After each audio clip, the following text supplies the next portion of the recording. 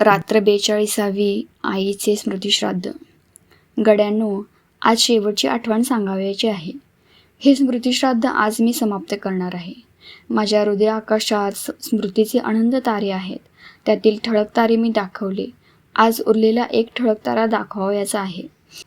माझ्या आईवर बाया माणसांचे प्रेम होतेच, परंतु पशुपक्ष्यांचेही होते. मोऱ्या गाईचे व आईवर त्या गाईचे किती प्रेम होते ते मी सांगितले आहे. आता मांजरीची गोष्ट सांगावयाची आहे.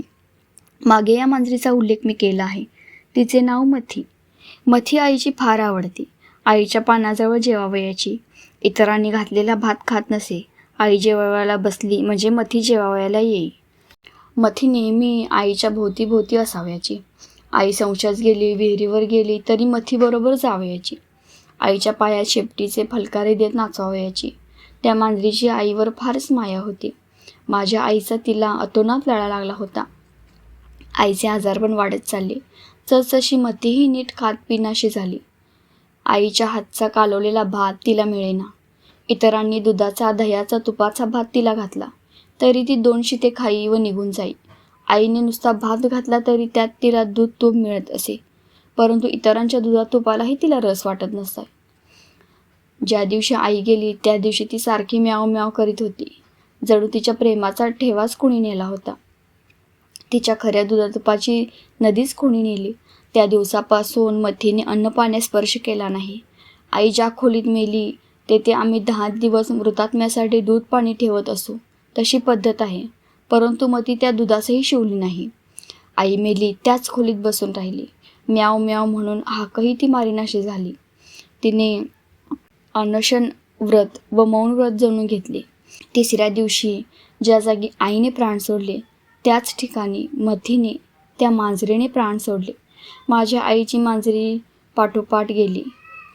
माझ्या आईच्या प्रेमाशिवाय जगात जगणे तिला विषम वाटले. आमच्या प्रेमापेक्षा मांजरीचे प्रेम आमच्या आईवर अधिक होते. आमच्या प्रेमाची आम्हास लाज वाटू लागली. मी मनात म्हटले, आई, माझे तुझ्यावर प्रेम आहे तसे मी कोणत्या तोंडाने म्हणू?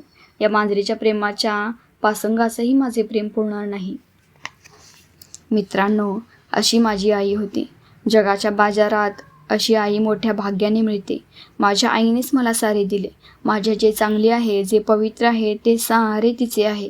माझी आई गेली, परंतु भारत मातेच्या सेवेसाठी मला तयार करून गेली.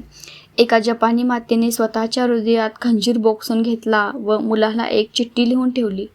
माझ्यामुळे तू लढाईला जात नाहीस. माझ्या मोहात तू सापडला आहेस. तुझ्या मार्गातील मोह मी दूर करते. माझ्या आईच्या दिव्य दृष्टीला असे दिसले असेल. हा श्याम माझ्या मोहात गुरफटेल. फक्त माझीच या 3.5 हात देहाचीच पूजा करीत बसेल असे तिला वाटले असेल. इतर बंधू भगिनींची सेवा कराव्यास तो जाणार नाही. स्वातंत्र्य उद्यानात तो मातृमोहाने पडणार नाही म्हणून आईने स्वतःला दूर केले असेल. सर्व भारतातील माता माझ्या श्यामच्या होऊ देत. एकच नव्हे तर अनेक अशा आया श्यामला मिळू देत, यासाठी माझी आई निघून गेली असेल. ह्या अनंत आया पाहण्याची दिव्य दृष्टी देऊन आई गेली.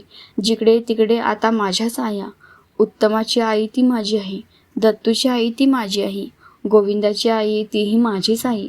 वसंतरामांची आई तीही माझीच आई.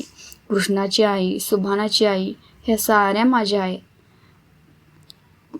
ज्या आईने ह्या पाहण्यासाठी मला दिव्य दृष्टी दिली व ही दिव्य दृष्टी मला यावी म्हणून स्वतःचा झिरझिरीत देहमय पडदाही दूर केला, त्या आईची थोरवी मी कोठवर वर्णू?